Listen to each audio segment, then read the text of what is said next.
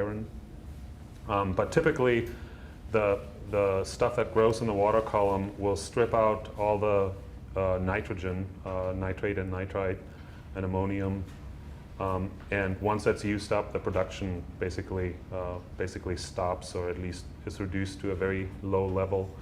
And we don't, as far as I know, we don't really have an indication that iron is necessarily limiting in that area. Some organisms are limited by different components. For example, diatoms need silicate to grow their testes, or the shells, and then once there's no more, if silicate is limiting, that can limit the growth of diatoms, for example, and then other plankton will grow instead. Other questions for anyone?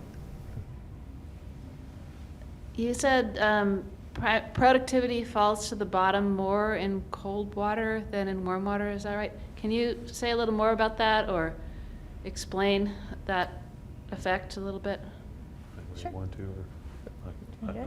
Yeah. Well, the colder water obviously is limiting the growth of other species that are found in the water column. So that productivity then isn't being consumed by some of the other zooplanktons or fishes that would have been more available in some of the warmer water. So a lot of that falls to the bottom. And some of this productivity is coming from ice too. So when the ice melts back, there's phytoplankton underneath the ice, and the timing of that might be a little early for other critters in the water column to consume it. That falls to the bottom. Yeah, the key is that phytoplankton can grow in really cold conditions, so they'll do just fine when it's cold. Yeah. But the zooplankton can't grow fast enough to consume all that primary production, so then it's lost to it basically sinks to the bottom. Yep. Dr. Kulitz, one question that I was going to ask you, and we were running out of time, so I kind of put it off to the side, but it was just, I wanted to ask you about what it was like working up there in the Arctic, and give it some of your impressions about being on the boat and observing or working out there. Well, I have been up there quite a lot, not on this particular project. Like I said, the graduate student did the fieldwork for this, but it's a great experience. It's a privilege to get up there and see the ocean, the ice as it is up there, pretty much open wild, and see the walrus and everything from walrus to polar bears to types of seabirds that you don't often see down south. And I love watching the trawls come up and the plankton nets and seeing what gets dumped out of those. It's a little community when you're out there, and everyone's very passionate about what they're doing, and that's great, and it gives you a real opportunity to interact with people from different disciplines. That's a great aspect of it. It's always been a pleasure for me. So. Any other questions from the audience? So here in Southeast Alaska, we're cognizant of our extraordinary tidal range. And so could you say something about the tides in the Bering as compared to the Chukchi, as compared to the Beaufort Seas? And what impact does that have on food chains? Yeah. I can try to address it. The tidal range is far lower in the Chukchi Sea and the Beaufort Sea. The Bering Sea has very strong. So the tidal range is less. There's still tidal currents are still important, particularly in the Bering Sea. There's fairly strong tidal currents that help mix the water column a little bit. But you don't get the kind of an intertidal area like here. The intertidal range is smaller, plus the intertidal there is very, very different because it's impacted by ice. So the ice basically wipes out the intertidal every winter.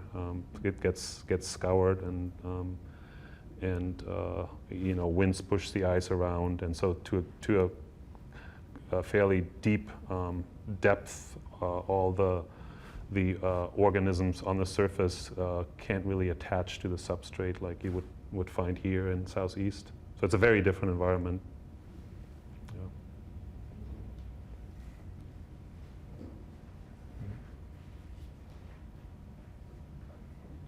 Yeah, I was wondering, where do the salmon that you're finding up there spawn or originate? We had a genetic study on the juvenile chum salmon that we caught up there in 2007, and a lot of them come from Russia, but some come from Kotzebue, and some come from out down into Norton Sound area. But it was very difficult for the geneticists to distinguish some of the populations that may have been up in the Beaufort Sea because they haven't done any sampling for baseline there. So those were what the genetic analysis assigned those populations to. Yeah, so you probably wouldn't know very much about where the kings are coming from, for example. Yeah, we catch very few with Chinook salmon, mostly chum and pink. Okay, yeah, thank you. Yep. I'm curious, you mentioned that you're going to be going to the communities in that area and asking for, I guess, information from the locals. And I've lived in Savunga and Gamble and recently Point Hope and Koktovik. So I've spent quite a few years up there, and I'm quite impressed. Actually, some of the people there even have written records. But one experience I had in Quinnahock, just south in the southern Bering Sea, we were looking at the Mulchatna herd with my students, and they had been gone and they had just come back, but they'd been gone so long that the elders didn't even remember them being there. So, but we actually pulled together a group of elders, about 8 of them, and we had them tell us what their elders had told us about the Mulchatna herd in the, actually about a century before it went back.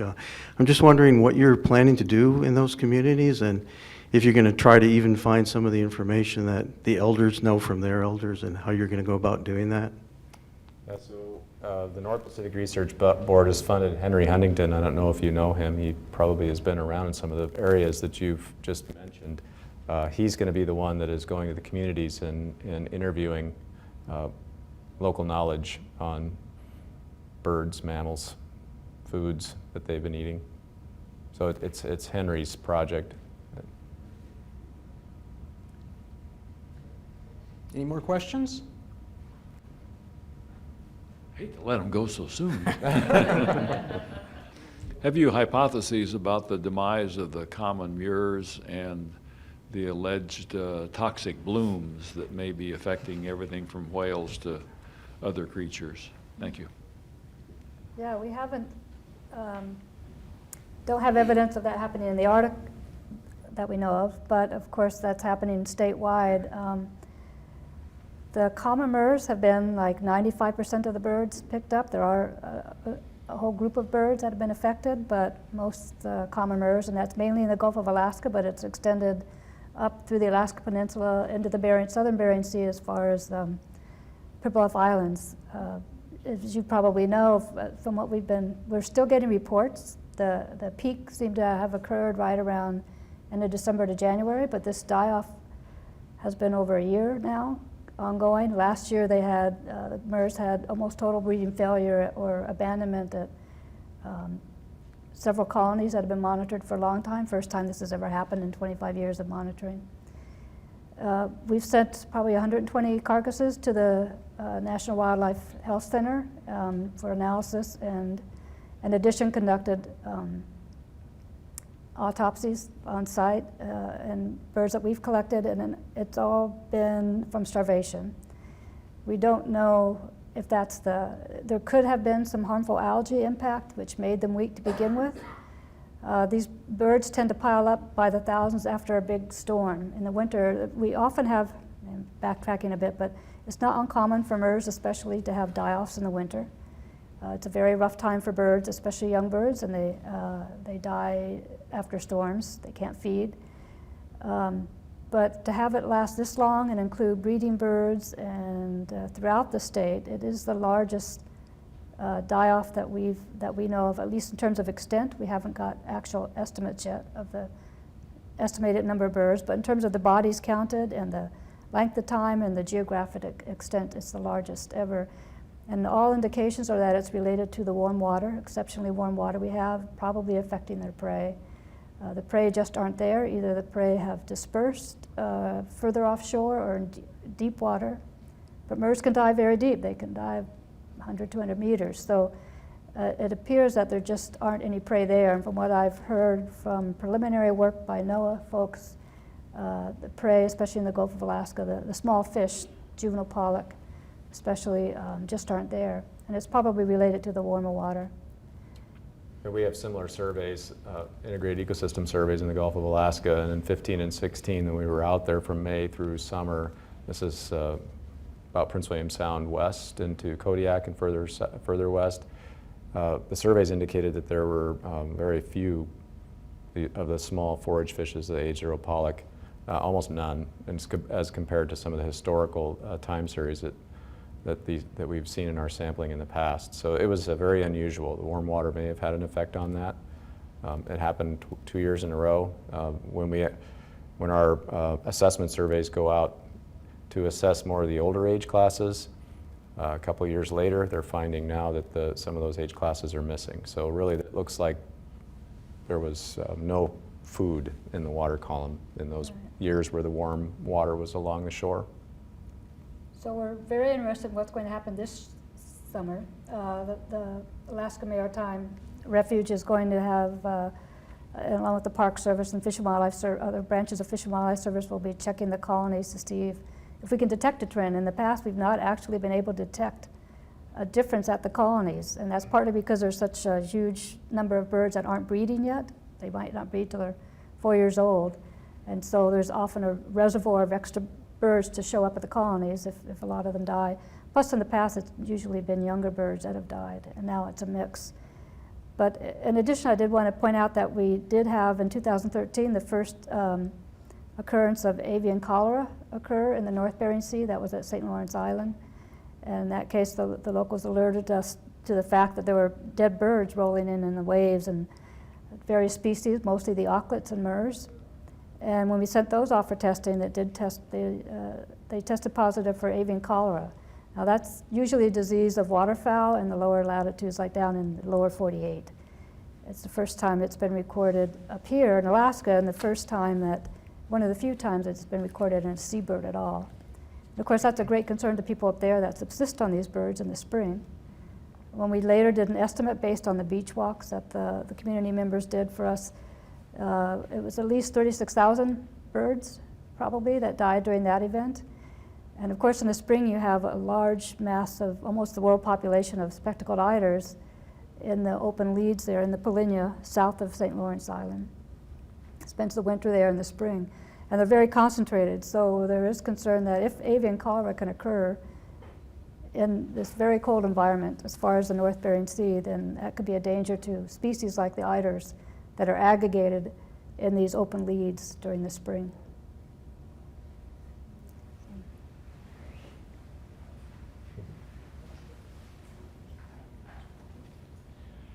You guys ever, I know you've done, probably hasn't been a lot of big research projects up there, but have you guys ever gotten involved in one up in a place like that?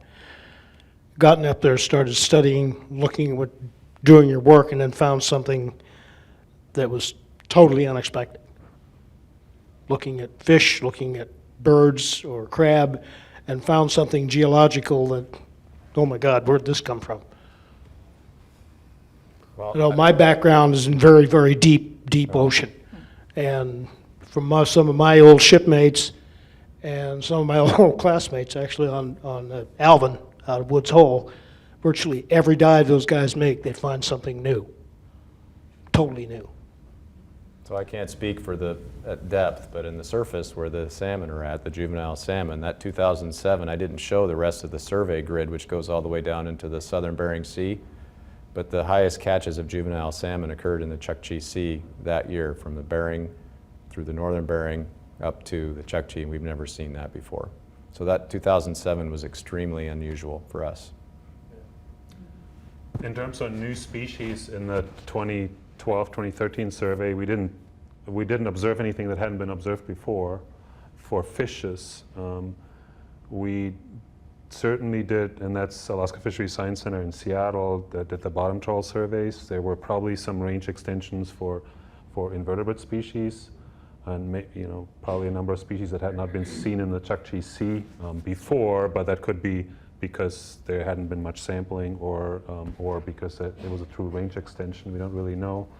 There's some other work in the Arctic. There's ongoing work in the Arctic, and every once in a while, completely new species show up that haven't been seen in that area before, or for some taxonomic groups, some invertebrate species or some plankton species. There've been new records of new species that have not been identified before.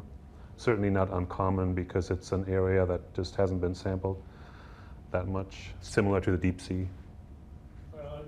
Some of the things that happened with algae Trieste, you'd be out, they were making dives very deep, traveling down to 20,000 feet, looking for, just surveying, studying, Yeah. and found the black smokers. Well, it's not quite like that. I mean, there have been people up. Extremely Yeah, resistant. right. I mean, there have been, people have been living and working in the Arctic for a long time, so the chance of a total surprise like that are a little lower. Any more questions? Well, thank you all for coming. Really appreciate it. Thank you.